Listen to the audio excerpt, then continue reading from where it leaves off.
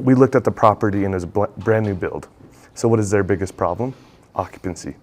They have no occupancy. And so for us to come in and offer to take 10 units was very incentivizing for them.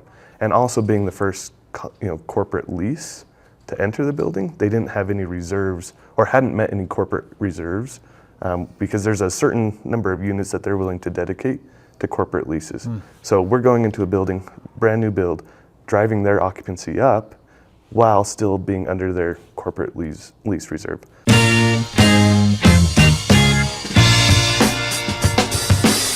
Welcome to the Massive and Passive Income Show. I'm Colter Hansen, and I have the pleasure of being with my little brother, Rocky Hansen, who has built a company, Nomadic Living, and what a cool journey. I've got a list of questions that I want to ask him, but most of all, it's just fun to always have a conversation with my brother, but then, jump into some details on short-term rentals and what interested you in becoming a short-term rental operator?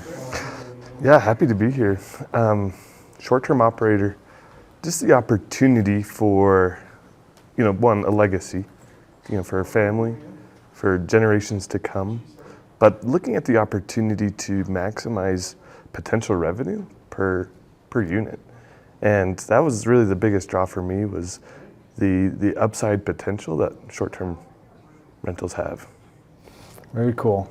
So you've implemented a strategy that I think is really intriguing to a lot of people, is that you're not necessarily buying all of the properties that you're putting these short-term rentals into. You're using a method called arbitrage. Tell us a little bit more about that, how it works, why it works. Yeah, absolutely. Yeah, so arbitrage is utilizing an underlying asset that someone else owns, and you simply take control through lease agreements. And so very common, practice with arbitrage is a company entity comes into a, let's say a residential building, that high occupancy residential building, and we sign a corporate lease. That corporate lease then allows us to sublet or sublease, to our tenants or our guests.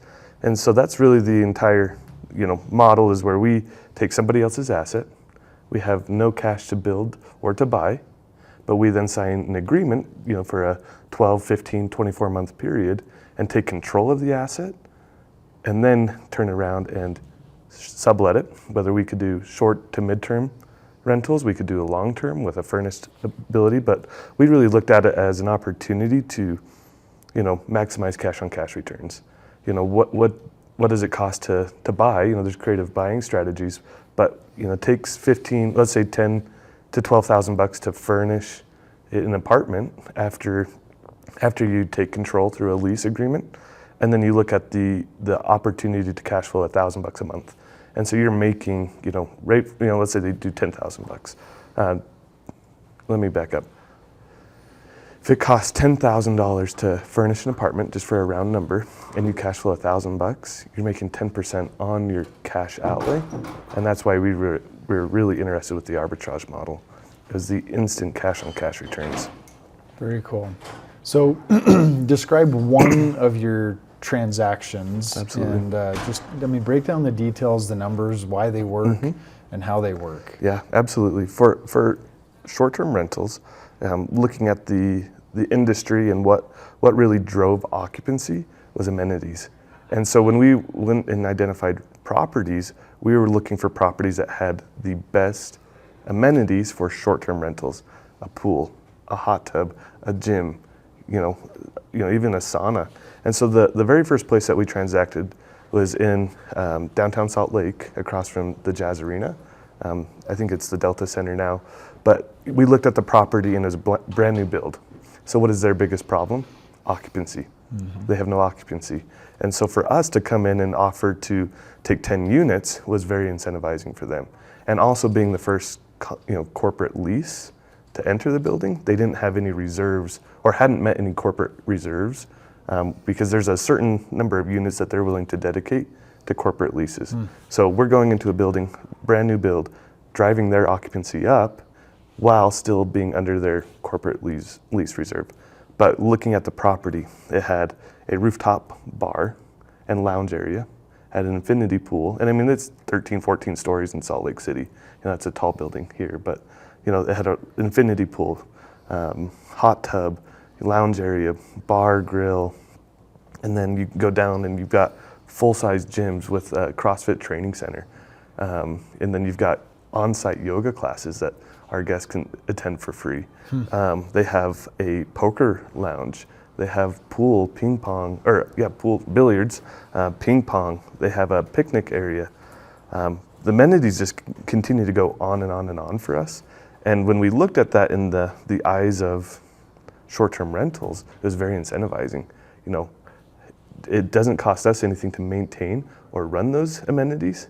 And for us to sublet, I mean, for $1,500 a month, to then in turn, drive, $3,000 a month in revenue, this was a no-brainer for us. And that's why, the Charles was incentivizing for us. That's where we went. And from that point, since we've went through the short-term arbitrage, we signed the corporate lease, we made the apartments available on different short-term rental sites, and from the very, very beginning, the amenities sold themselves. And because of that, we'd have to do very, very little marketing. We have to do very little management because the property simply sells itself. Yeah. Well, that's pretty fascinating. So we're limited on time this morning. We're going into an event, but we wanted to have this conversation. So if you were to suggest, to somebody, like, how do you get into short-term rentals, or, what should excite somebody about our conversations last night, but also the conversations we expect to be having today, what do you think is a motivating factor for somebody to use this method to invest instead of something else? The risk behind it. The beauty about a lease is it expires. The downside is you have no appreciation. But the cash to get into a property through arbitrage is fairly minimal. It can be. It can be as expensive and high-end as you want, but it can be as minimal as you want. And that's kind of the side that I would see is incentivizing. You can have these little, single base runs where you can get into an apartment, have $1,000 a month payment, and maybe make $1,500 through arbitrage, or maybe $2,000 on the busy season. And so small cash, investment to be able to get in. But all you really need to do is just take action. Just go and show up at an apartment building, offer. Say, we want to drive your occupancy. We want to minimize your vacancies. And we're your solution. We'll be your best tenant, like he said last night. Yeah. And it's our business to be the very best tenants. And you'll succeed that way. But little cash, very little risk when it comes to buying the wrong property. Because if you don't like the property and it doesn't sell itself, you can always move. Well, what a great summary. And short-term rental arbitrage, it's one that I've never done, but it fascinates me, and I do love that low barrier of entry.